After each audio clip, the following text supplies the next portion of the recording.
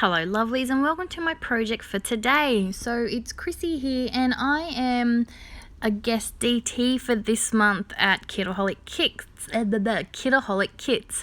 And I have to admit I've been loving being back on the team and working with the fabulous kits. And yeah, it's been a while. It has, but I was very excited to get this chance to create with this fabulous April kit. So I'm making a layout today. Now, at first I struggled with this layout. You'll see towards the end, because I was trying to keep it simple. I was trying to limit the mixed media. Now, I live for mixed media. It's very rare that I do a layout that has no mixed media in it. So when I was putting this layout together with the plan to not do any mixed media of any kind, I struggled. I really struggled with it. But in the end, it comes together, so you'll see. So I'm starting with some white cardstock, and I'm just using some of these papers from the, Legendary collection. So I love this collection. I love this kit. It's it's kind of perfect for me because obviously I scrapbook a lot of boy layouts. I have the boys, I've got the nephews. I'm a boy scrapper. So this kit was kind of right up my alley. So in saying that, I'm trying to do something different with my layouts. I'm trying to, instead of just creating on white cardstock and laying on the mixed media or just a pattern paper with some layers, I'm trying to get a bit creative, and I think that's what threw me. It was interesting. This was the second layout I had done with these papers and things. The first one I absolutely adore. This one I struggled with until the end. You'll see what I mean. So I'm just trying to layer up some of these papers to just give me a nice starting point. I really did like this strip up here, but like I said, this is the second layout I had done and I'd already used the paper, so it didn't quite reach. But down the bottom, which you can't quite see because my camera setup has fallen down a bit, the bottom corner is a bit smaller, so I haven't got it reaching from end to end. So it worked for me to do that down the bottom. So I'm just layering my photo. So this is an older photo of Will. This is him fast asleep with his weighted dog, Rusty. Will is not a people person. He doesn't like people much, but he loves dogs. So the amount of stuffed dogs this child has in his bed is insane. And Rusty is a very special dog because he is actually weighted, so he's full of weighted beans, and he works as a deep pressure therapy tool. So Will struggles to sleep, and Rusty was very helpful for a time, and he sort of just is used to sort of weigh him down and anchor him and just give him that deep pressure. And Rusty was so special that we had to get him his own collar and his own name tag. So yeah, and I just love pictures of my boys asleep. I think they're just that little bit cuter when they're asleep. So that's why I decided. This is me trying to fix this camera angle. So I've just layered this on some of the papers. Now, I'm trying to get creative with my layers. Obviously, you can see I'm not too creative, but I am trying. So I've layered this on a few different pieces. I'm loving the color scheme. If you can see, it's very monochromatic. They're all very similar colors, very similar tones. And I really do love that. I think it really helps bring this layout, sort of the nighttime, sleepy time feel that I'm going for. I love the die cut pieces. There's so many cool pieces in here. I'm trying not to use the big stars because I did use those on my first layout. And then I saw this moon and I thought it worked quite perfectly. So I'm just going to layer a few of these around. I'm going to do a cluster up the top and a cluster down the bottom. And then when I do my title, it's going to go in the top left-hand corner, and that's going to sort of act as my third cluster. So in the scrappy, arty world, we try and keep things in threes, or odd numbers, I should say. But on a layout or a 12 by 12 layout, I try and keep things in threes. It gives your eye a nice triangle to look around instead of bouncing everywhere and for some reason, our brain likes odd numbers. I was told this at the very beginning of my scrappy adventure.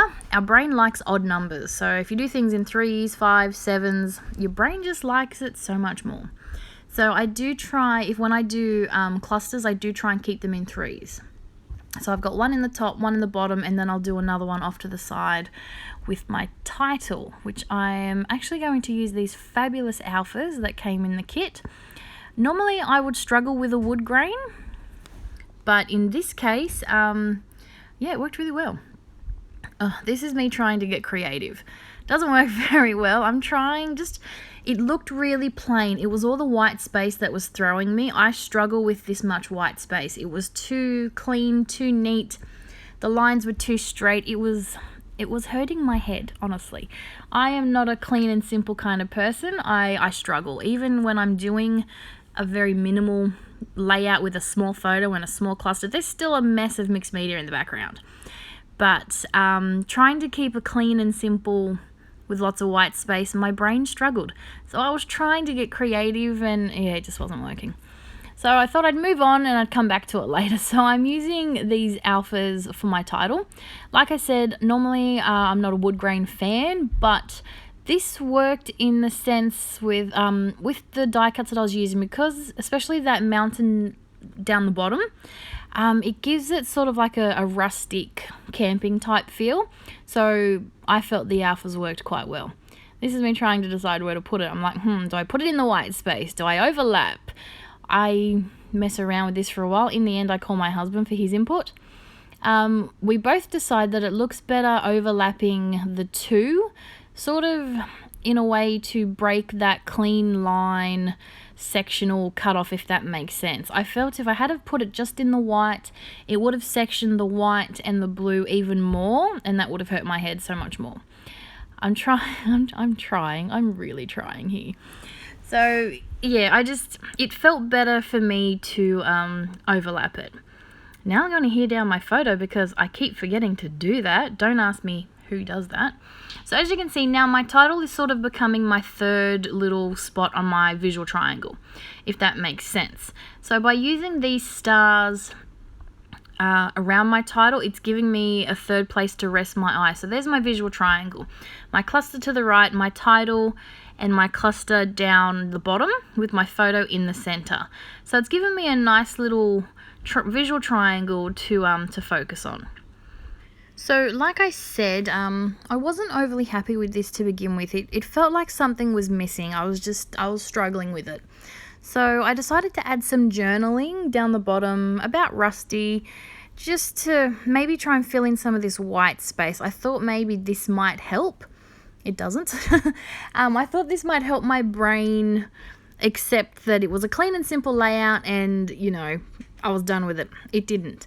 So I end up coming back to it a few days later, and now this is where I get much more happy with it. This is where I get a little creative.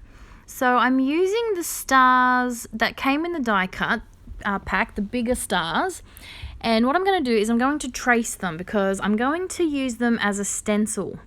Now, I didn't really think this through when I did this on copy paper. If you're going to do this, I would suggest you're using cardstock or something a bit firmer.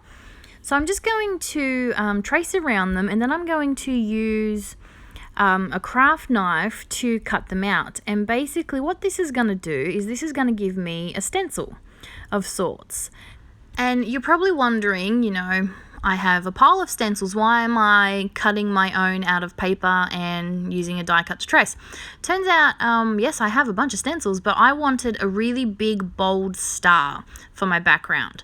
I had a few plans of what I could do once I resided to the fact that I was not going to have this layout be without mixed media. It wasn't going to work.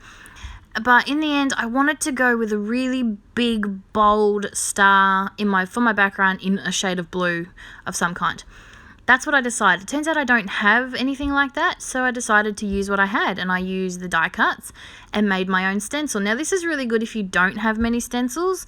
Trace something that you have in your stash. Trace, I don't know, anything. Like I've just traced a basic star, and I've made my own stencil. So, now I'm using, what I decided to use was the Vicky Bouton art crayons. Now, I scribbled these on a piece of acrylic. This is actually the back of a colour chart that I have, a colour wheel. And then I'm using a makeup brush. Now, I don't have any of the stencil brushes, so I thought I'd give this a go and see if it worked. And very, very happy surprise, it does. So I've mentioned these brushes a bit in my... a couple of times I've used these. So these are makeup brushes. These literally are the makeup brush versions. I know you can buy these on some craft websites. I bought these from Daiso. So, yeah, literally $3.80. And they work a dream. I love them. They are so good for stenciling and using inks and things. But in this case, I'm using it the exact same way you would a stencil brush. I'm using it on that acrylic to pick up that art crayon, and it's working beautifully through my homemade stencil. So I'm very excited with how well this turned out.